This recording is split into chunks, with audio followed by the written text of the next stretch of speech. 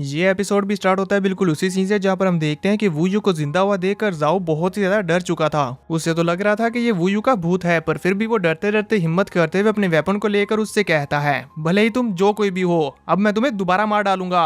और फिर वो बड़ी तेजी के साथ वूयू के ऊपर अपने वेपन से एक जानलेवा अटैक करता है, जिसे वूयू ने सिर्फ अपनी एक उंगली से रोक लिया था। और फिर वो सिर्फ अपनी हल्की सी पावर्स का इस्तेमाल करते हुए इसे पीछे की तरफ झटकता है कि इतने में ही जाओ का वेपन उसी के सीने के आर पार होता हुआ उसे पत्थर के साथ लटका देता है। इसकी वजह से जाओ तो यहाँ पर इंस्टेंटली मारा जाता है। और अब इसके बाद वूयू अंकल सन के पास जाता है और उन्हें पकड़ते हुए उठाता है कि तभी अंकल सन उसे झटकते हुए कहते हैं, ये तुम क्या कर रहे हो? तुम अभी अभी जिंदा हो गए और तुमने जाओ को मार दिया। अगर सेक्ट को इसके बारे में पता चल गया तो मैं चाहकर भी इस जगह को छोड़कर नहीं जा पाऊंगा। और वूयू कहता है, अंकल सन आप मेरे साथ आए। पर अंकल सन जाने से मना कर देते हैं और कहते हैं, तुम यहाँ से भाग जाओ वरना मैं अपना सर यहाँ पत्थर पर पटक कर अपनी जान दे दूंगा। पर वो अपनी ये टेक्निक पहले कई बार इस्तेमाल कर चुके हैं, इसीलिए वूयू इनके इस झांसे में नहीं आता। इसीलिए ओल्ड मैन थक हार कर कहते हैं, अगर मैं तुम्हारे साथ यहाँ से चला भी जाऊँ तो फिर भी हम दोनों यहाँ से बचकर नहीं जा पाएंगे, क्योंकि मैं बहुत बूढ़ा हो चुका हूँ। इस पर वूयू उनसे कहता है कि हम पहले ही दोंगियो किंगडम से भागकर टोंगटियान स्वॉर्ड सेक्ट आए हैं, अब और नहीं भागेंगे। 1 महीने बाद मामूली वर्कर्स का एग्जामिनेशन टेस्ट होने वाला है, मुझे उसमें फर्स्ट आना होगा और फिर मैं इन लोगों से अपने खून का बदला लूंगा। अब सीन कट होता हम देखते हैं कि नेक्स्ट डे वूयू प्रैक्टिस करने के लिए जंगल में आया होता है और यहाँ वो एक स्टोन के ऊपर बैठा हुआ मिंगलोंग की स्टिक को चेक कर रहा होता है कि इसके अंदर कोई हलचल क्यों नहीं हो रही। इसलिए वो उसको बार बार पत्थर पे भी टैप करता है कि जब से इसने मुझे इनहेरिटेंस दी है इसके अंदर से कोई आवाज नहीं आई। ये कहते हुए वो बड़े ही गौर से उसे देख रहा होता है कि तभी इतने में ही मिंगलोंग उसे खींचते हुए इनहेरिटेंस वर्ल्ड में ले आती है। और यहाँ हमें लेजेंडरी हीरो मंकी किंग की एक बड़ी सी स्टैचू भी देखने को मिलती है। यहाँ वूयू को एक आवाज सुनाई देती है जो बोल रही होती है कि हजारों सालों से यहाँ पर कोई नहीं आया, जरूर तुम्हारा इमोर्टल्स के साथ डीप कनेक्शन है, इसीलिए तुम इनहेरिटेंस को हासिल करते हुए यहाँ आ पाए हो। अब अगर तुम मेरे डिसाइबल बनने के लिए तैयार हो जाते हो तो मैं तुम्हें इतना ज्यादा पावरफुल बना दूंगी कि इस दुनिया में तुम्हारा सामना कोई भी नहीं कर पाएगा। वूयू को ये आवाज अपने आसपास से आती हुई सुनाई दे रही थी, इसीलिए वो उसे ढूंढने लगता है कि आखिर ये कौन है जो बोल रहा है। और कुछ ही देर में उसने लोंगयू को ढूंढ भी लिया था और वो उसे पीछे से बच्चों की तरह पकड़कर लटकाते हुए कहता है, तुम हो कौन छोटी बच्ची? मिंगलोंग इस पर भड़कते हुए उसे पंच मारते हुए कहती है, तुम मुझे नहीं जानते, मैं वही मिंगलोंग हूँ जिसने हजारों सालों पहले पूरे हेमंस को हिला के रख दिया था। वो लोग मुझसे इतना ज्यादा डर चुके थे कि उन्हें मेरा सामना करने के लिए जेड एम्परर और पूरी इमोर्टल्स की आर्मी लानी पड़ी। आज तक वो मेरे नाम से डरते हैं। अगर तुमने मुझे अभी नहीं छोड़ा तो मैं तुम्हें भी मार डालूंगी। उसके बारे में ये जानकर और उसकी धमकी सुनकर वूयू उसे फौरन से छोड़ देता है, जिसकी वजह से मिंगलोंग नीचे गिरने लग गई थी। तो वो फौरन से अपनी पावर्स का इस्तेमाल करते हुए फ्लाई करते हुए आकर वूयू को ही पीटने लगती है, पर वूयू ने सिर्फ उसे अपने एक हाथ से रोक लिया था और वो कहता है, तुम हो तो छोटी सी और बातें करती हो इतनी बड़ी बड़ी जैसे कि कोई गॉड हो। अगर तुम वाकई इतनी पावरफुल हो तो चलो फिर मुझे ट्रेन करो। मिंगलोंग भी इसके लिए मान जाती है और अब हमें देखने को मिलता है कि वूयू जंगल में कई सारे स्पिरिचुअल बीस्ट के साथ फाइट करते हुए अपनी ट्रेनिंग कर रहा होता है। उसकी ये कड़ी ट्रेनिंग हर दिन ऐसे ही चलती रहती है और वूयू भी मन लगाकर अपना बेस्ट दे रहा था। इसमें उसे कई सारे खतरनाक बीस्ट का भी सामना करना पड़ता है, पर वूयू बिल्कुल भी हार नहीं मानता। और ऐसे ही देखते देखते 1 महीना गुजर जाता है और हमें पता चलता है कि इस 1 महीने की कड़ी मेहनत में वूयू मार्शल आर्ट्स के 3rd लेवल पर पहुंच चुका है। पर फिर भी हमें देखने को मिलता है कि मिंगलोंग उसकी इस अचीवमेंट से बिल्कुल भी खुश नहीं होती और कहती है, तुम तो बिल्कुल भी टैलेंटेड नहीं हो। मुझे लगा था तुम्हें मेरी इनहेरिटेंस मिली है तो तुम्हें कुछ खास होगा।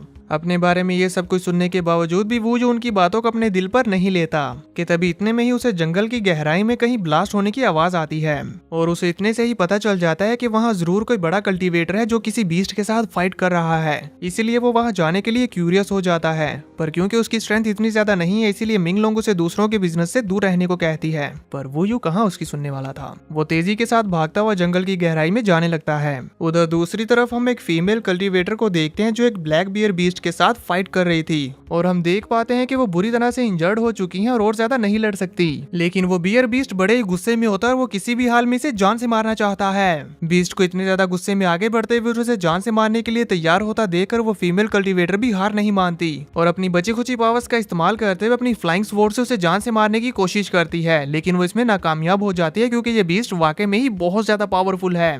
पर इसके चलते अब इस फीमेल कल्टीवेटर की एनर्जी पूरी तरह से एग्जॉस्ट हो जाती है और अब वो चल पाने की हालत में भी नहीं थी। इस मौके का फायदा उठाते हुए वो बियर बीस्ट आसमान में जंप लगाते हुए अपने नोकीले पंजों से उस कल्टीवेटर को जान से मारने ही वाला था कि तभी वहां पर एंट्री हो जाती है वू यू की, जिसने अपने वेपन का इस्तेमाल करते हुए उस बियर बीस्ट को दूर झटक दिया था। और फिर वो तेजी से उस फीमेल कल्टीवेटर की तरफ अपना हाथ आगे बढ़ाते हुए उसे अपने कंधों पर बैठाकर भागने लगता है। पर वो बियर बीस्ट अभी भी हार मानने को तैयार नहीं होता और वो गुस्से में रोर करता हुआ तेजी के साथ इनका पीछा करने लगता है। भागते हुए रास्ते में वो कल्टीवेटर वूजू से कहती है, तुम तो अभी सिर्फ फिजिकल ट्रेनिंग के 3rd लेवल पर हो और ये बियर बीस्ट 6th लेवल पर है, तुम इसका सामना नहीं कर पाओगे, मुझे मेरे हाल पर छोड़ दो, मैं इसे संभाल लूंगी, तुम जल्दी से यहाँ से भाग जाओ। इस पर वूजू कहता है कि अगर किसी की जान खतरे में हो तो मैं बस खड़ा रहकर देखता नहीं रह सकता। By the way senior sister, ये बियर बीस्ट तो आउट ऑफ कंट्रोल हो चुका है, आपने इसके साथ ऐसा क्या किया? सीनियर सिस्टर उसे बताती है कि मैं भी नहीं जानती, मैं तो बस यहाँ मॉन्स्टर्स की मूवमेंट्स के ऊपर इन्वेस्टिगेशन करने के लिए आई थी और मेरा सामना इससे हो गया। अब इसके बाद फिर मूयून से उनका नेम पूछता है और हमें पता चलता है कि इनका लास्ट नेम है सू। यहाँ ये लोग उस स्पिरिचुअल बीच से बचकर भाग रहे होते हैं कि तभी मिंगलोंग इनहेरिटेंस वर्ल्ड से चिल्लाते हुए वूयू से कहती हैं, तुम भाग क्यों रहे हो? आगे बढ़कर उसका सामना करो और सीधे उसके हेड पर एक पंच मारते हुए उसे जान से मार डालो, ये अच्छा मौका है, अब उसकी आंखों पर अटैक करो। पर वूयू उसकी कोई भी बात नहीं सुन रहा था, इसलिए मिंगलोंग चिड़चिड़ी होते हुए कहती है, तुम्हारा भागना बेकार है, फाइट बैक करो। पर फिर भी वूयू उसकी कोई भी बात नहीं सुनता तो मिंगलोंग रिलैक्स होते हुए कहती है, तुम एक इमोर्टल की बात नहीं मान रहे, बहुत पछताओगे। इतने में हम देखते हैं कि वो बियर बीस्ट और भी ज्यादा गुस्से में आ चुका था और वो अपने रास्ते में आने वाले हर एक पेड़ को तोड़ता जा रहा होता है और फिर ऐसे ही भागते भागते वो एक डेड एंड क्लिफ पर आ पहुंचते हैं जिसके आगे खाई थी। अब वो लोग यहाँ से और ज्यादा आगे नहीं भाग सकते, इसीलिए वूयू डिसाइड करता है कि वो अपनी पूरी पावर के साथ इस बीस्ट से लड़ेगा। इसीलिए वो सीनियर सिस्टर सू की हेल्प लेते हुए एक फॉर्मेशन से उस बीस्ट को डिस्ट्रैक्ट करता है और अपनी पावर्स का इस्तेमाल करते हुए अपने स्टाफ से उस बीस्ट से फाइट करने लगता है, जिसमें पहले तो वो अपने स्टाफ से उस बियर बीस्ट के कई सारे एक्यूप्रेशर पॉइंट्स पर हिट करते हुए उसे अधमरा कर देता है और फिर मिंगलोंग की सिखाई हुई एक टेक्निक हेवन ब्रेकिंग स्टाफ का इस्तेमाल करते हुए उसने बियर बीस्ट को जान से मार डाला था। और ये देखने में काफी ज्यादा अमेजिंग होता है क्योंकि एक हिट में ही उसने उस बियर बीस्ट को आसमान में उड़ाते हुए ढेर कर दिया था। पर यही उसकी सबसे बड़ी गलती होती है क्योंकि अब वो बियर बीस्ट सीधा क्लिफ के एंडिंग पर उन दोनों के ऊपर ही आकर गिरने लगता है, जिसकी वजह से सिस्टर सू और वूयू दोनों ही खाई में गिरने लग गए थे। वूयू अपनी ट्रेनिंग को याद करते हुए जल्दी से एक पेड़ की ब्रांच को पकड़ते हुए सिस्टर वू के हाथ को पकड़कर लटकते हुए बच जाता है और वो बियर बीस्ट सीधा नीचे जाकर नदी में गिर गया था। ये देखकर मिंगलोंग भी उसकी तारीफ करती है कि अब किया ना तुमने ढंग का काम। और यहाँ बाहर वूयू सीनियर सिस्टर सू को अपनी बड़ाई मारते हुए कहता है, मैं इस जगह को बहुत अच्छे से जानता हूँ। कितने में ही वो पेड़ की ब्रांच टूट जाती है और दोनों के दोनों ही नीचे नदी में गिर गए थे। इससे बेचारे का तो पोपट हो गया था। अब व्यू चेंज होता और हमें नाइट का सीन दिखाया जाता है जहाँ पर हम देखते हैं कि वूयू एक जगह पर जंगल से लकड़ियां इकट्ठा करके बोन फायर लगाकर मछली पका रहा होता है, जबकि सीनियर सिस्टर अभी भी गीले कपड़ों में ही बैठी हुई थी। तो वूयू ने इस हालत में बैठा हुआ देखकर कहता है, अगर आप ऐसे ही गीले कपड़ों में बैठी रही तो आपको बुखार हो जाएगा। ये कहते हुए वो उन्हें फिश ऑफर करता है, पर हमें देखने को मिलता है कि सीनियर सिस्टर तो उससे नाराज हो चुकी होती है। पर वूयू ये बिल्कुल भी नहीं समझ पाता और कहता है, क्या सोल पावर एग्जॉस्ट होने से दिमाग पर भी असर होता है? उसकी बकबक बंद करवाने के लिए सीनियर सिस्टर झपट्टा मारते हुए उसे उसकी फिश को छीन लेती है और मजे से स्मेल करते हुए खाना शुरू कर चुकी थी कि तभी इतने में वूयू की नजर पड़ती है उनकी लेग पर हुई इंजरी पर, जिसे उन्होंने यूं ही लापरवाही से कपड़े से बांधा हुआ था। वूयू ये देखते हुए कहता है, अगर आपने अपने जख्म को इस तरह से बैंडेज लगाई तो ये जल्दी ही इन्फेक्शन पकड़ लेगा। इसीलिए अब वो खुद बड़े ही आराम से उनकी वो बैंडेज खोलते हुए अच्छे से बांधने लग गया था, जिससे सीनियर सिस्टर चौंक जाती है और उन्हें पेन भी हो रहा था, पर वो वूयू को नहीं रोक पाती और बेचारे भोले भाले वू को लगता है कि वो शायद दर्द की वजह से ऐसे चौंकी है, इसलिए वो कहता है थोड़ा बर्दाश्त करें। तो इस पर अब सीनियर सिस्टर सू पूछती है, तुम मेरी जान बचाने के लिए इतना इंसिस्ट क्यों कर रहे थे? इस पर वूयू कहता है, मैं जानता हूँ कि मुसीबत में फंसे होना कैसा होता है, इसलिए मैं जितना हो सके लोगों की मदद करता हूँ। सीनियर सिस्टर सू को उसका ये केयरिंग बिहेवियर बड़ा ही पसंद आता है और वो प्यार से उसकी तरफ देखने लग गई थी। और अब हमें भी पता चल जाता है कि वो वूयू के साथ काफी कंफर्टेबल हो चुकी है क्योंकि वूयू एक अच्छा और साफ दिल का इंसान है। और फिर अब जब वो सीनियर सिस्टर की बैंडेज लगा देता है तो सीनियर सिस्टर उसे पूछती है, तुम यहाँ क्या कर रहे थे? वूयू बताता है कि मैं अकेले में यहाँ प्रैक्टिस कर रहा था और फिर मैंने गहरे जंगल में एक धमाके की आवाज सुनी, तो मुझे पता चल गया कि जरूर वहाँ पर कोई ना कोई कल्टीवेटर फाइट कर रहा है, इसलिए मैं बस देखने के लिए चला गया। और फिर वो खड़े होते हुए कहता है, सिस्टर सू अब काफी रात हो रही है, चलिए वापस चलते हैं और सेक्ट लीडर को इसके बारे में बताते हैं। इस पर सीनियर सिस्टर भी खड़े होकर चलने लगती हैं और जाते हुए कहती हैं, काफी लेट हो चुकी है, अगर सेक्ट लीडर को ये पता चला कि मेरे साथ ऐसा कुछ हुआ है तो वो बहुत ज्यादा गुस्से में आ जाएंगे, इसीलिए मैं खुद ही उन्हें ये बताऊंगी। अभी मेरी जान बचाने के लिए तुम्हारा बहुत बहुत शुक्रिया। ये बोलकर वो जाने लगती हैं तो वूयू भी उनके पीछे पीछे जाने लगा था कि तभी उसकी नजर पड़ती है कि उन्होंने जो आग जलाई थी वो लकड़ियां तो टेढ़ी मेढ़ी हो रखी हैं, इसलिए वो जल्दी से उन्हें पकड़कर सीधा करता है और फिर तेजी के साथ भागकर सिस्टर सू के साथ मिल जाता है। वो दोनों जंगल के रास्ते वापस जा रहे होते हैं कि तभी वूयू की नजर पड़ती है जमीन पर पड़ी हुई एक मेडिसिनल बोतल पर, जिसे वो उठाकर स्मेल करके चेक करता है और इससे उन्हें मालूम हो जाता है कि किसी ने जानबूझकर इस मेडिसिन का इस्तेमाल करते हुए सभी बीस्ट को गुस्सा दिलाया है और ज्यादातर बीस्ट तो एक दूसरे के साथ फाइट करते करते ही जान से मारे जा चुके हैं। इसीलिए अब सीनियर सिस्टर सू डिसाइड करती हैं कि वो इसके बारे में और इन्वेस्टिगेशन करेंगे कि आखिर ये घटिया काम किसने किया है। और फिर ये दोनों सेक्ट वापस लौट गए थे। नेक्स्ट डे हमें टोंगटियान स्वॉर्ड सेक्ट का सीन दिखाया जाता है जहाँ पर हमारा वूयू सफाई कर रहा था कि तभी उसके पास मौजूद कुछ सर्वेंट्स आपस में बातें कर रहे होते हैं। ये अभी भी जिंदा है, यानी कि मास्टर सीतू को हंटर इसे जान से नहीं मार सका। इस पर दूसरा बंदा कहता है कि कल रात माउंटेन्स में बीस्ट वेव आई थी जिसमें मैनेजर जाओ मारे गए, पर ये बिल्कुल सही सलामत बच गया। वो लोग बातें कर ही रहे थे कि तभी वहाँ पर एंट्री हो जाती है मास्टर सीतू की, जो कि अपने फ्लाइंग बीस्ट पर बैठा सीधा वूयू की तरफ ही बढ़ रहा होता है क्योंकि उसे मालूम हो गया था कि वूयू अभी भी जिंदा है। सीतू का आता हुआ देखकर ओल्ड मैन सन जल्दी से वूयू को छुपाते हुए कहते हैं, जल्दी से छुप जाओ, अगर इन्हें पता चल गया तो ये दोबारा हमसे पंगा करेंगे। कल हम आर्म वर्कर्स का एंट्री टेस्ट है, हम अभी कोई भी इशू क्रिएट नहीं कर सकते। पर वूयू को ये बिल्कुल भी मंजूर नहीं था, इसलिए वो फाइट के लिए तैयार होते हुए कहता है, इस तरह के मसले भागने से सॉल्व नहीं होते। इतने में सीतू भी वहाँ पर आ चुका था जो वूयू को धमकाते हुए कहता है, तो तुम अभी भी बच निकले। खैर कोई बात नहीं, अब मुझे तुम्हें दोबारा मारने का मौका मिल गया और इस बार मैं तुम्हारी एक एक हड्डी तोड़ूंगा और तुम्हें तड़पते हुए देखकर एंजॉय करूंगा। ये कहते हुए वो अपनी पावर्स रिलीज करने लगता है तो वूयू भी अपनी पावर्स को रिलीज करते हुए कहता है, अगर तुम्हें लगता है कि तुम ऐसा कर सकते हो तो आ जाओ। अभी इससे पहले कि ये दोनों फाइट स्टार्ट कर पाते तभी वहाँ पर सीनियर सिस्टर सू अपने फ्लाइंग बीस्ट पर आ जाती है।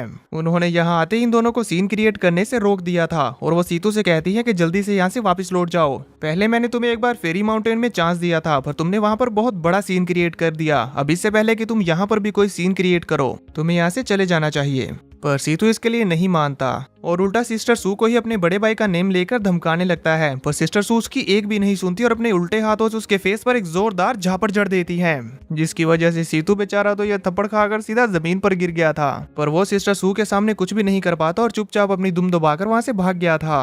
अंकल सन सिस्टर सू का शुक्रिया अदा करते हैं और सिस्टर सू वहाँ से जाते हुए वूयू से कहती है, कल रात हमारे साथ जो कुछ भी हुआ वो सिर्फ हम दोनों तक ही रहना चाहिए, किसी और को इस बारे में पता न चले। अब इसके बाद फिर हमें direct next day entry test का सीन दिखाया जाता है जहाँ पर सभी वर्कर्स इकट्ठा हुए थे और एल्डर इन्हें इस टेस्ट के रूल समझा रहे होते हैं। वो बताते हैं कि इस टेस्ट में तुम्हें 3 बीस्ट वेव्स का सामना करना पड़ेगा, हर एक पहले से ज्यादा पावरफुल होगी। और फिर वो इन सभी को एक एक तलिस्मान देते हुए कहते हैं, अगर तुम में से कोई हार मानना चाहे तो वो फौरन से इसे क्रश करके वापस लौट सकता है और तुम सभी में से जो कोई भी टॉप 10 में आएंगे वो बैटल अरीना में एक दूसरे के साथ फाइट करेंगे, जिनमें से फर्स्ट आने वाला हमारे टोंगटियान स्वॉर्ड सेट का डिसेबल बनेगा और उसे रिवॉर्ड्स भी मिलेंगे।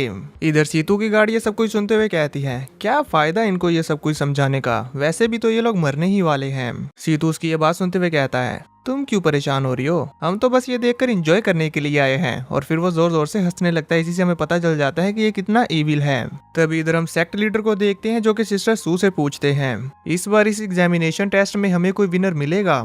सीनियर सिस्टर सू आंसर करते हुए कहती है, जी एक पर्सन है। इसी के साथ सीन कट और हमें दिखाया जाता है वूयू को, जो अंकल सन को अपनी पीठ पर उठाए हुए तेजी के साथ भागता हुआ सीधा इस एग्जामिनेशन टेस्ट की तरफ ही आ रहा होता है। यहाँ रास्ते में अंकल सन उससे कहते हैं, वूयू अगर तुम इस टेस्ट में फर्स्ट प्लेस पर आ गए तो इसे सेलिब्रेट करने के लिए मैं तुम्हें अपना 30 साल पुराना वाइन का जार दूंगा। ये सुनकर वूयू भी खुश हो जाता है और कहता है, ठीक है अपने प्रॉमिस को भूलिएगा मत। और फिर वो और भी तेजी के साथ भागते हुए सीधा एग्जामिनेशन टेस्ट की जगह पर पहुंच जाता है। इधर हम देख पाते हैं कि सभी पार्टिसिपेंट्स के आ जाने के बाद सेक्ट लीडर इस टेस्ट को स्टार्ट करवा देते हैं और यहाँ टेलीपोर्टेशन गेट की ओपन होती है उसके अंदर से काफी फियर्स ऑरा बाहर आ रहा था, जिसे देखकर पहले तो सभी पार्टिसिपेंट्स घबरा जाते हैं। पर लिन फैंग नहीं डरता और वो तेजी के साथ सबसे पहले टेलीपोर्टेशन गेट के अंदर इंटर हो जाता है। इधर हम देख पाते हैं कि पीछे मौजूद लोग आपस में बातें कर रहे होते हैं। इस साल ये कॉम्पिटिशन काफी फियर्स है। तभी उधर हम इस कॉम्पिटिशन के दौरान जंगल में देखते हैं कि सभी पार्टिसिपेंट्स का सामना पहली बीस्ट वेव में ब्लैक सर्पेंट से हो गया था और सभी के लिए इसे हरा पाना मुश्किल हो रहा होता है और वो सभी इसके साथ जूझ रहे थे। इधर हम वूयू को देख पाते हैं जो कि बड़ी ही इजीली इन सभी ब्लैक सर्वेंट्स को किल करता जा रहा होता है, जो देखकर मिंगलोंग उससे कहती है, वूयू आज तुम बड़े बेखौफ होकर इनका सामना कर रहे हो। इस पर वूयू कहता है, बस देखते जाओ। लिंगलोंग, हाँ हाँ देखती हूँ बाद में कैसे तुम रोते हुए मेरे पास आओगे कि मेरी जान बचा लो। यहाँ इधर कंपटीशन के दौरान हम देख पाते हैं कि ब्लैक सर्पेंट्स के साथ फाइट करते हुए एक लड़की की जान जाने ही वाली थी कि तभी वो जो अपनी स्वॉर्ड का इस्तेमाल करते हुए उसे बचा लेता है। इससे वो लड़की उससे इंप्रेस हो जाती है और कहती है तुम्हारा नाम वूयू है ना, राइट।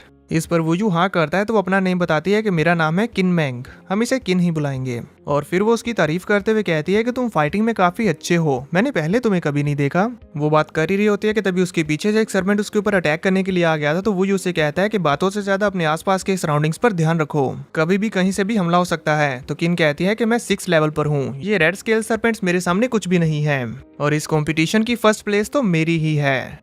और वो लोग यहाँ बातें करते साथ साथ इन सर्पेंट्स के साथ भी निपट रहे होते हैं। तो वूयू कहता है जरूरी नहीं कि यही सच हो। वो ऐसा इसलिए कहता है क्योंकि हम तो जानते हैं कि वो तो यहाँ पर जीतने के लिए आया है। अब तक यहाँ सेक्ट लीडर की नजर भी वूयू पर पड़ चुकी थी और वो भी उसकी तारीफ करने लगते हैं। तो सीनियर सिस्टर सू भी उसकी तारीफ करते हुए कहती हैं कि वो ज्यादातर खुद पर ही डिपेंड रहा है। जबकि यहाँ सीतू की गार्ड वूयू को इतने अच्छे से परफॉर्म करता हुआ देखकर कहती है आखिर ये इतना ज्यादा स्किल्ड कैसे हो सकता है। तभी सीतू उससे कहता है ये जितना स्ट्रॉन्ग होगा उतना ही अच्छा है, क्योंकि अगर ये इस टेस्ट में आसानी से मारा गया तो फिर मैंने इसके लिए जो सरप्राइज प्लान किया है वो तो बेकार हो जाएगा और इससे मुझे भी बुरा लगेगा। वो भी बात कर ही रहे थे कि तभी इतने में सीतू का बड़ा भाई कांग आ जाता है जो उससे कहता है ये लड़का इतना भी सिंपल नहीं है, उसे लाइटली लेने की गलती मत करना।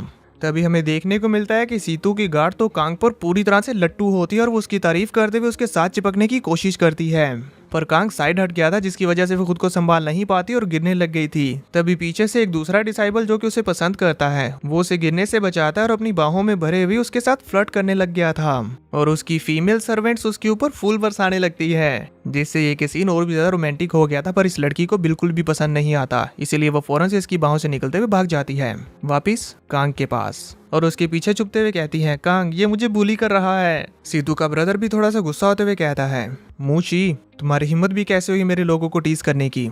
इस पर मू रिस्पेक्टफुली उनसे कहता है ब्रदर कांग आप तो ज्यादा ही सीरियस हो गए, मैं फ्लावर्स को एडमायर करता हूँ, सीनरीज को एंजॉय करता हूँ और ब्यूटी को अप्रिशिएट करता हूँ, मेरा कोई गलत इंटेंशन नहीं था। ये बोलकर वो बड़ी आसानी से इस सिचुएशन से बच जाता है। तभी सीन कट और हमें दिखाया जाता है वूयू को जो कि इस वक्त एक बड़े से जाइंट एलिगेटर के साथ फाइट कर रहा था और यहाँ भी हमें देखने को मिलता है कि वूयू ने इजीली अपनी स्वॉर्ड टेक्निक्स का इस्तेमाल करते हुए इस जाइंट एलिगेटर के टुकड़े टुकड़े कर दिए थे और ये इस कंपटीशन की दूसरी बीस्ट वेव थी। इसके बाद ये लोग पहुंच जाते हैं तीसरी और आखिरी बीस्ट वेव पर जो कि सबसे ज्यादा पावरफुल है और यहाँ रास्ते में हमें देखने को मिलता है कि इसमें भी सीतू के कुछ लोग हैं जो वूयू को जानबूझकर मुसीबत में डालेंगे। तभी इतने में ही उनके सामने तीसरी बीस्ट वेव अपीयर हो जाती है जो कि गोरिल्ला बीस्ट थे और ये देखने में ही बहुत ज्यादा खूंखार लग रहे होते हैं। सारे पार्टिसिपेंट जल्दी से आगे बढ़ते हुए इन गोरिल्ला बीस्ट के साथ फाइट करते हुए उन्हें जान से मारने की कोशिश करते हैं, पर कोई भी उनको जरा सा भी स्क्रैच भी नहीं कर पाता और कुछ पार्टिसिपेंट्स तो इतना ज्यादा डर चुके थे कि वो जल्दी से अपने स्केपिंग टेलिस्मान का इस्तेमाल करते हुए यहाँ से गायब हो जाते हैं। तभी हम देख पाते हैं कि गोरिल्ला बीस्ट तेजी के साथ वूयू के ऊपर अटैक करने के लिए आगे बढ़ रहा था और वो जैसे उसके नजदीक आकर उसके ऊपर हमला करने ही वाला होता है कि तभी वूयू ने सिर्फ अपनी स्वॉर्ड की एक स्ट्राइक से ही उसे जान से मार डाला था। ये देखकर उसके पीछे मौजूद लोग शॉक होते हुए कहते हैं ये सिर्फ अभी अपनी फिजिकल स्ट्रेंथ के 4th लेवल पर है और इसने इजीली एक गोरिल्ला बीस्ट को किल कर दिया। किन भी वूयू की इस अमेजिंग पावर और एटीट्यूड को देखकर इंप्रेस्ड हो जाती है, मानो कि जैसे वो उसके प्यार में पड़ गई हो। तभी इधर वूयू अपनी स्वॉर्ड के बिना इन डीमन बीस्ट के साथ hand to hand combat fight करने की कोशिश करता है, लेकिन ये डीमन एप्स ज्यादा पावरफुल थे, इसीलिए उसे जल्दी ही समझ आ जाता है कि स्वॉर्ड के बिना इनके साथ फाइट कर पाना मुश्किल होगा। तो वो अपनी स्वॉर्ड के साथ दोबारा से इनके साथ फाइट करने लग गया था, लेकिन उसके लिए अब इस एक बीस्ट को ही ठिकाने लगाना मुश्किल हो गया था। पर फिर भी वो हार नहीं मानता और बार बार लगातार उसके साथ फाइट करता रहता है। तभी इधर साथ में ही हमें एक पहाड़ की चोटी पर बैठे हुए एक बड़े ही पावरफुल एल्डर को दिखाया जाता है जो अपनी पावर्स की हेल्प से वूयू की इस फाइट को देख पा रहे थे और उन्हें वूयू में काफी इंटरेस्ट आता है, इसीलिए वो वूयू की डिफिकल्टी को बढ़ाने के लिए और कई सारे गोरिल्ला बीस्ट को उसके साथ फाइट करने के लिए भेजते हैं। पर इस सब के बावजूद भी वूयू पीछे हटने को तैयार नहीं होता, वो अपनी पूरी जी जान लगाकर फाइट करता रहता है और अब वो यहाँ एक साथ 5 से 6 डीमन बीस्ट को एक साथ संभाल रहा था, जिसकी वजह से उसकी फाइटिंग स्पीड भी बढ़ जाती है और वो इजीली इन डीमंस के अटैक को टैकल कर पा रहा था। बाहर मौजूद ऑडियंस जो कि लिन फैंग को फाइट करते हुए अपने सामने देख पा रही है, वो उसकी काफी तारीफ करने लगती है और सीनियर सिस्टर सू भी यहाँ पर उसे देखते हुए काफी खुश हो रही होती है।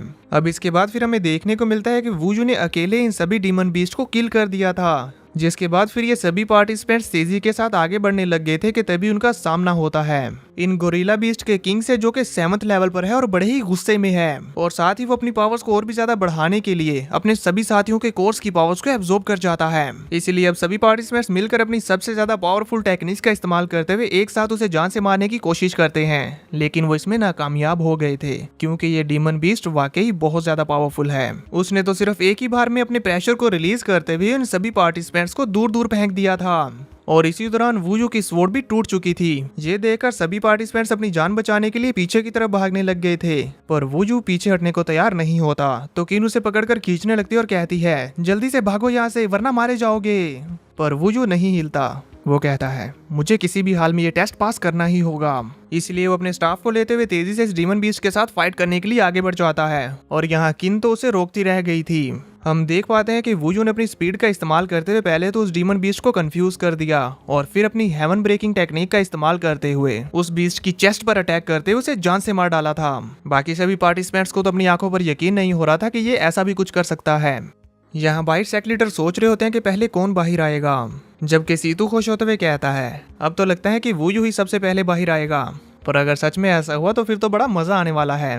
तभी दूसरी तरफ हम देख पाते हैं कि वुयू ही सबसे पहले इस टेलीपोर्टेशन पोर्टल से बाहर आता है और फिर उसके पीछे पीछे बाकी के पार्टिसिपेंट्स, जो कि उसी की बदौलत ही जिंदा थे। एल्डर सन सबसे पहले वुयू को बाहर आता हुआ देखकर बहुत ज्यादा खुश हो जाते हैं और अपने आसपास मौजूद लोगों को बताने लगते हैं, देखो वो वुयू है जिसे मैंने सिखाया। उनकी ये बातें सीतू भी सुन पा रहा था। तभी अंकल सन की तारीफ करते हुए एक पर्सन उनसे कहता है, ओल्ड मैन सन, अब आप आगे बहुत अच्छी जिंदगी गुजारने वाले हैं। इस पर अंकल सन काफी खुश हो जाते हैं कि तभी वहां पर एंट्री होती है सीतू की। वो भी उनकी तारीफ करते हुए उन्हें अपनी चिकनी चुपड़ी बातों में फंसाने लगता है और इसी के चलते उसने अंकल सन को अपने साथ जाने के लिए मना लिया था।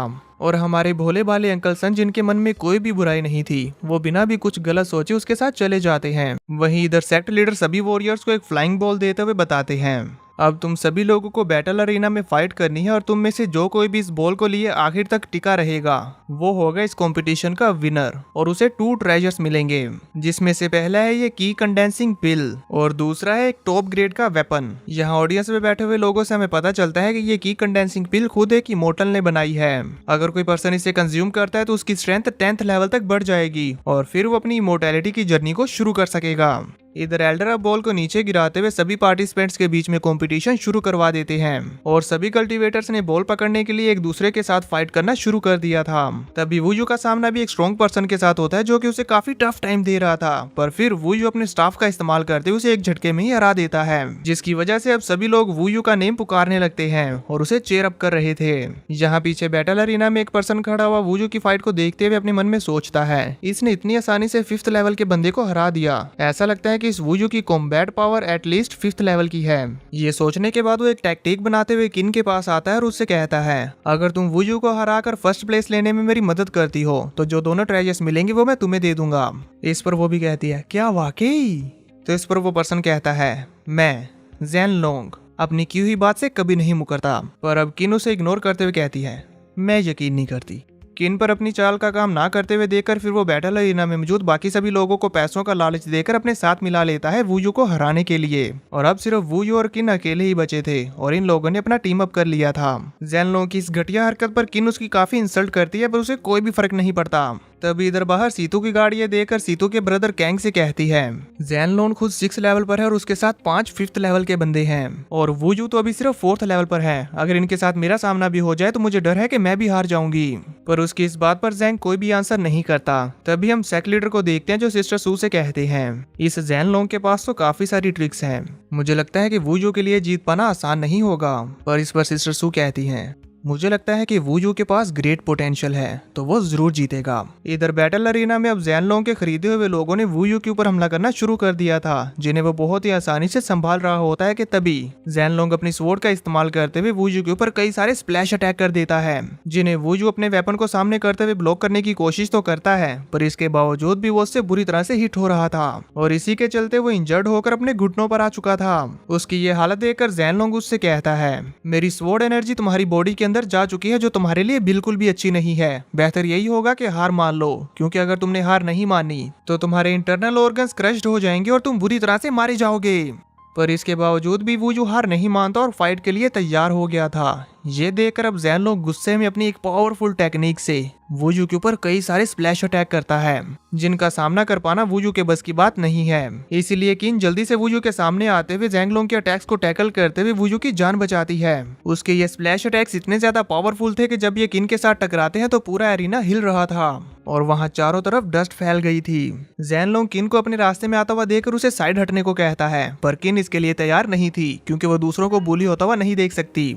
इसी के चलते अब किन की फाइट जैंग लोंग और उसके खरीदे हुए लोगों के साथ होने लग गई थी। इन सभी का अकेले सामना कर पाना किन के बस की बात नहीं थी। इसीलिए हम देखते हैं कि वो कई सारे अटैक्स के बाद सीधा वूजू के पास वापस लौट आई थी। इस पर वूजू उसे कहता है कि तुम्हें मेरी मदद करने की जरूरत नहीं, पर किन कहती है कि तुम एक अच्छे इंसान हो और तुमने मेरी मदद की थी, मैं भला पीछे कैसे हट सकती हूँ, और मुझे किसी के फेवर जोन करना पसंद नहीं, इसलिए मैं तुम्हारा एहसान चुकाना चाहती हूँ। तभी इतने में एक पर्सन तेजी के साथ वूजू की साइड पर आते हुए स्प्लैश अटैक कर देता है, जिसे रोकने के लिए किन आगे बढ़ती है, पर वो स्प्लैश अटैक काफी ज्यादा पावरफुल होता है, जिसकी वजह से किन पीछे की तरफ गिरने लग गई थी और वो खुद को भी नहीं संभाल पाती कि तभी इतने में जैन लोंग अपनी स्वॉर्ड के साथ सीधा वूजू के ऊपर अटैक करने के लिए आगे बढ़ रहा था और यहाँ की सिचुएशन काफी ज्यादा खराब हो जाती है, क्योंकि अगर वूजू ने अभी जैंग लोंग के अटैक का सामना नहीं किया तो वो जान से मारा जा सकता है। ये देखकर सीतू की गार्ड तो काफी खुश हो रही होती है। तभी हमें वूजू के इनहेरिटेंस वर्ल्ड का सीन दिखाया जाता है, जहाँ पर उसके ऊपर मल्टीपल स्वॉर्ड्स अटैक कर रही थी। ये असल में वूजू स्वॉर्ड एनर्जी का इस्तेमाल करते हुए ब्रेक थ्रू करने की कोशिश कर रहा था, जिसमें वो कामयाब भी हो जाता है। इससे पहले कि जैन लोंग का अटैक उसे हिट कर पाता, तभी इधर बैटल अरीना में वो फ्लाई करने लगता है और उसका ब्रेक थ्रू का प्रोसेस होना शुरू हो गया था, जिसकी वजह से उसके अंदर से काफी ज्यादा ओरा रिलीज हो रहा था और इस ओरा के इम्पैक्ट से ही जैन लोंग उड़ता हुआ पीछे आ गिरता है। सिस्टर सू और यहाँ पर मौजूद बाकी सभी लोग वूजू के ब्रेक थ्रू को देखकर काफी शॉक्ड हो जाते हैं, क्योंकि किसी ने सोचा नहीं था कि ये स्वॉर्ड एनर्जी का इस्तेमाल करते हुए ब्रेक थ्रू कर पाएगा। सेक्ट लीडर भी वूजू के इस टैलेंट से काफी अमेज्ड हो जाते हैं और अब उन्हें वूजू ग्रेट पोटेंशियल के साथ एक्स्ट्रा ऑर्डिनरी लगने लग जाता है। इधर वूजू तो अब अपनी बड़ी हुई पावर्स के साथ सिर्फ अपने एक अटैक से ही जैन लोंग के खरीदे हुए सभी लोगों को बैटल अरीना से बाहर फेंक डालता है।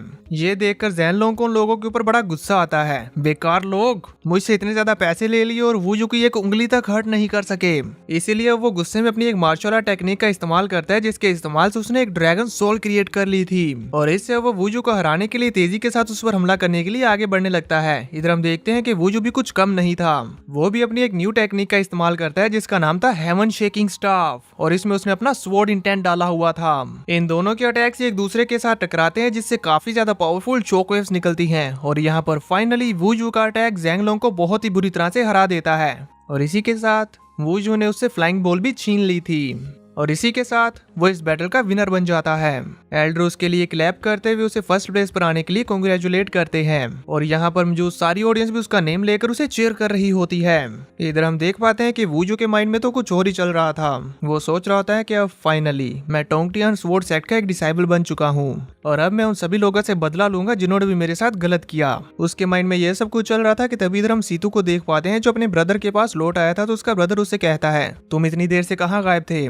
इस पर सीतू अपने भाई को कहता है, मैं एक जरूरी काम करने गया था और मैंने इस वूजू के लिए एक बहुत बड़ा सरप्राइज तैयार किया है। उसकी गार्ड उसे बताती है कि वूजू ने फर्स्ट प्लेस ले ली है। इस पर वो हंसते हुए उसे कांग्रेचुलेट करने लगता है। वहीं इधर अब सेक्ट लीडर बैटल अरीना में आते हुए वूजू को दोनों रिवॉर्ड्स देते हुए अनाउंस करते हैं, अब से तुम हमारे टोंगटियान स्वॉर्ड सेक्ट के ऑफिशियल डिसाइबल हो, चलो अब मेरे साथ आओ। इस पर वूजू ने ग्रीट करते हुए पहले अंकल सन को घर छोड़कर आने की परमिशन मांगता है, जो एल्डर ने दे दी थी। और फिर जब वूजू अंकल सन को लेने के लिए आता है तो वो उसे वहाँ पर नहीं मिलते, इसीलिए वो एक पर्सन से पूछता है तो वो पर्सन बताता है कि वो तो पहले ही सीतू के साथ जा चुके हैं। ये सुनकर वूजू को कुछ गड़बड़ लगती है, इसीलिए वो जल्दी से भागकर अपने घर वापस लौटता है और घर पहुंचते ही देखता है कि उसके सामने तो पूरा घर उधर बुधल हो रखा है और अंकल सन खून में लथपथ जमीन पर पड़े हुए हैं। ये देखकर वूजू पूरी तरह से टूट गया था और अंकल सन के पास बैठते हुए कहता है, अंकल सन। वो पूरी तरह से इमोशनल हो चुका था और अंकल सन को उठाते हुए अपने गले से लगा लेता है, पर अब तक अंकल सन बेचारे गुजर चुके थे। तभी सीन कट होकर हम सीतू को देखते हैं, जो कि अपने ब्रदर के पास बैठा हुआ वाइन एंजॉय कर रहा था और उसकी गार्ड उस पर गुस्सा करते हुए कहती है कि तुम कितने बड़े कमीने हो, तुमने उसके अंकल को किल कर दिया। वो वूजू तो बहुत ज्यादा गुस्से में होगा। इस पर सीतू जिन हंसते हुए कहता है, जितना ज्यादा गुस्सा होगा उतना ज्यादा अच्छा, मैं तो चाहता हूँ कि वो हमारे साथ पंगा करने के लिए आए और फिर मुझे कुछ और लोगों को मारने का बहाना मिल जाएगा। वैसे भी उसका उस बूढ़े के साथ कोई ब्लड रिलेशन नहीं था। खैर, अगर वो हमारे साथ कोई प्रॉब्लम क्रिएट करेगा तो हम सेक्ट के रूल्स को डिफेंड करते हुए उसे भी मार डालेंगे। ये बोलकर वो जोर जोर से हंसते हुए वाइन एंजॉय करने लगता है और हम देखते हैं कि इस सारी कन्वर्सेशन के दौरान उसका ब्रदर उसे कुछ भी नहीं बोलता। अब इसके बाद इधर हम वूजू को देखते हैं, जिसने अंकल सन की एक कब्र बनाते हुए उन्हें दफना दिया था और फिर गुस्से में वहां से जाते हुए कहता है, सीतू जिन, तुम्हें जान का बदला जान से चुकाना होगा। इधर हम सीतू जिन को देखते हैं जो अपनी गार्ड शाओ से कहता है, अभी थोड़ी देर बाद हम शो एंजॉय करने वाले हैं और बिना अच्छी वाइन के मजा तो नहीं आएगा ना। शाओ वाइन लेने के लिए जाने लगती है और जाते हुए कहती है, मेरे बिना शो एंजॉय मत कर लेना, मेरे आने का इंतजार करना। उसके वहां से जाते ही इन्हें आवाज आती है, सीतू जिन। जो सुनते ही सीतू जिन अपने ब्रदर से कहता है, लो आ गया हमारे इस शो का मेन प्रोटैगनिस्ट, चलो चलकर मजा करते हैं। वो यूको यहाँ पर इतने ज्यादा गुस्से में सीतू जिन के साथ फाइट करने के लिए आया हुआ देखकर उसके सर्वेंट्स कहते हैं, मास्टर सीतू जिन बॉडी रिफाइनिंग के 6th लेवल पर हैं और ये अभी अभी 5th लेवल पर पहुंचा है, लगता है ये मास्टर के हाथों मरने के लिए आया है। तभी सीतू जिन भी बाहर आ चुका होता है और वो बड़ी एरोगेंटली वूजू को और भी ज्यादा भड़काने लगता है और बताता है कि कैसे जब वो उसके अंकल को जान से मार रहा था तब वो अपनी जान की भीख मांग रहे थे, पर इसने उन पर जरा भी रहम नहीं किया और अपनी तलवार को उनके दिल के आर पार कर दिया। उसकी ये चाल वाकई ही काम कर जाती है और हम देखते हैं कि वूजू वाकई ही गुस्से में आग बगोला हो चुका था और अपनी स्पिरिचुअल पावर को रिलीज कर रहा होता है। ये देखकर सीतू जिन अपने चमचों से फौरन से वूजू के ऊपर अटैक करवा देता है, तो वूजू ने सिर्फ अपनी एक किक से ही उसके एक सर्वेंट को जान से मार डाला था। इस मौके का फायदा उठाते वो अपने सेक्ट रूल्स के आड़ में वूजू को जान से मारने के लिए अपनी स्वॉर्ड से एक टेक्निक परफॉर्म करने लगता है, जिससे उसने कई सारे आइस स्पाइक्स बनाते हुए सीधा वूजू के ऊपर खड़े खड़े ही अटैक करना शुरू कर दिया था, जिसे वो अपने ड्रैगन गोल्डन स्टाफ का इस्तेमाल करते हुए ब्लॉक करता है और फिर सीधा उसके ऊपर हमला करने के लिए आगे बढ़ता आ रहा था। इससे पहले कि वूजू उसके करीब पहुंचकर उसे हिट कर पाता, तभी सीतू ने अपनी एक फॉर्मेशन का इस्तेमाल करते हुए वूजू को उसमें जकड़ लिया था, जिसकी वजह से वूजू हिल भी नहीं पाता। और अभी वूजू को और ज्यादा भड़काने के लिए वो उससे कहता है, तुम्हारे साथ फाइट करने में मजा आ रहा है, तुम अंकल सन की तरह नहीं हो, वो तो सिर्फ यूं ही मेरी नॉर्मल स्वॉर्ड से ही मारे गए थे, बहुत बोरिंग था यार, पर अभी तुम्हारे साथ फाइट करने में मजा आ रहा है। और फिर वो अपनी स्वॉर्ड से वूजू के ऊपर कई सारे विंड स्लैश लगाता है, जिससे उसी की ही बनाई हुई फॉर्मेशन डिस्ट्रॉय हो गई थी और वूजू फ्री हो जाता है। अब क्योंकि वूजू बहुत ही ज्यादा गुस्से में होता है और उसके सर पर खून सवार था, तो वो बिना कुछ सोचे समझे अपनी हेवन शेकिंग स्ट्राइक का इस्तेमाल करते हुए सीतू जिन को एक बहुत ही जोरदार फटका मारता है, जिसकी वजह से सीतू जिन का बाजू भी टूट गया था और साथ ही उसकी सारी कल्टीवेशन भी डिस्ट्रॉय हो गई थी। वूजू को इतना ज्यादा पावरफुल हुआ देखकर सीतू जिन की हालत खराब हो जाती है और वो रेंगते हुए अपने ब्रदर को आवाजें लगाने लगता है, अपनी जान की भीख मांगने लगता है, पर वूजू उसकी एक भी नहीं सुनता और अपने ड्रैगन गोल्डन स्टाफ से उसे जान से मारने ही वाला था कि तभी सीतू कैंग की स्वॉर्ड उड़ती हुई आती है और वूजू को पीछे झटक देती है। अब सीतू कांग अपने ब्रदर को प्रोटेक्ट करने लगा था, तो सीतू जिन उसके पीछे से कहता है, ब्रदर बिना टाइम वेस्ट किए इसे जान से मार डालो, ये बहुत खूंखार हो गया है। सीतू कांग भी ये कहते हुए वूजू के ऊपर जानलेवा अटैक करने लगता है कि तुमने मेरे ब्रदर को जान से मारने की कोशिश की, अब तुम नहीं बचोगे। वूजू उससे बिल्कुल भी नहीं डरता और उसके साथ फाइट करते हुए कहता है, तुम दोनों बहुत बड़े हिपोक्रेट्स हो, सेक्ट रूल्स की आड़ में अपने घटिया कामों को सरअंजाम देते हो और खुद को राइडियस भी कहते हो, आज मैं तुम जैसे लोगों का नामो निशान मिटा दूंगा। इन दोनों के बीच में काफी फियर्स फाइट हो रही थी, जिसमें दोनों ही एक दूसरे को कांटे की टक्कर दे रहे थे कि तभी अचानक से ही फाइटिंग के बीच में वूजू की बॉडी में golden blood divine body activate हो जाती है, जिसकी वजह से उसके अंदर से बहुत ज्यादा और रिलीज होता है और उसकी आंखें भी रेड कलर की हो गई थी। सीतू कांग उस पर जानलेवा हमला कर ही रहा था कि तभी वूजू अपनी न्यू पावर्स का इस्तेमाल करते हुए सिर्फ अपनी 2 फिंगर्स को उसकी तरफ पॉइंट करते हुए स्ट्राइक लगाता है और इसी से ही सीतू कांग उड़ता हुआ दूर जा गिरा था। ये देखकर सभी लोग शॉक्ड हो जाते हैं कि इसने 5th लेवल पर होते हुए 7th लेवल के बंदे को हरा दिया। सीतू जिन भी अब उससे और भी ज्यादा डरने लगता है और कहता है कि यह अभी सिर्फ 15 साल का है और अभी इतना ज्यादा पावरफुल हो गया, बड़े भाई आप इसे छोड़िएगा मत। अब सीतू कांग भी अपनी बची खुची पावर्स का इस्तेमाल करते हुए अपना बेस्ट देने लगता है। इसमें हम देख पाते हैं कि उसने वूजू के आसपास कई सारी फॉर्मेशंस क्रिएट करते हुए उसके अंदर से बड़े बड़े आइस स्पाइक्स निकालना शुरू कर दिए थे, जो एक झटके में वूजू को जान से मार सकते हैं। वूजू अपने आप को इस मुसीबत में फंसा हुआ देखकर कहता है, मेरा रिवेंज अभी तक पूरा नहीं हुआ, मैं यूं ही नहीं मर सकता। तभी मिंगलोंग इनहेरिटेंस वर्ल्ड से उसे आवाज देते हुए कहती है, बच्चे तुम्हें क्या लगता है मेरे होते हुए कोई तुम्हें मार सकता है? अब क्यों ना तुम मेरी बात ध्यान से सुनो और अपने आसपास देखने की बजाय अपना सर नीचे करके ध्यान लगाओ। और जब वूजू उसकी बात मानते हुए ऐसा करता है तो उसे अपने अंदर बहुत ज्यादा पावर्स फील होती हैं और साथ ही उसे पता चलता है कि अब तो उसकी बॉडी के अंदर 2 ड्रैगन सोल्स भी आ चुकी हैं। यहाँ इधर बाहर सीतू कांग वूजू के ऊपर अपना सबसे ज्यादा powerful attack ice wind slash चल देता है, जिसके सामने अभी तक उसका कोई भी ओपोनेंट नहीं टिक पाया। वहीं इधर हम देखते हैं कि वूजू ने अपने गोल्डन ड्रैगन स्टाफ का इस्तेमाल करते हुए अपनी ड्रैगन सोल को बाहर निकाल दिया था और फिर वो फ्लाई करता हुआ अपनी स्पिरिचुअल पावर्स का इस्तेमाल करते हुए अपने इस गोल्डन ड्रैगन से ही सीतू कांग के अटैक का सामना करता है। इन दोनों के ये अटैक्स एक दूसरे के साथ टकराते हैं, पर यहाँ पर वूजू का अटैक ज्यादा पावरफुल होने की वजह से सीतू कांग का अटैक डिस्ट्रॉय हो जाता है और फिर वूजू की ड्रैगन सोल तेजी के साथ आगे बढ़ते हुए वूजू की बॉडी में घुसकर उसे जान से मार डालती है।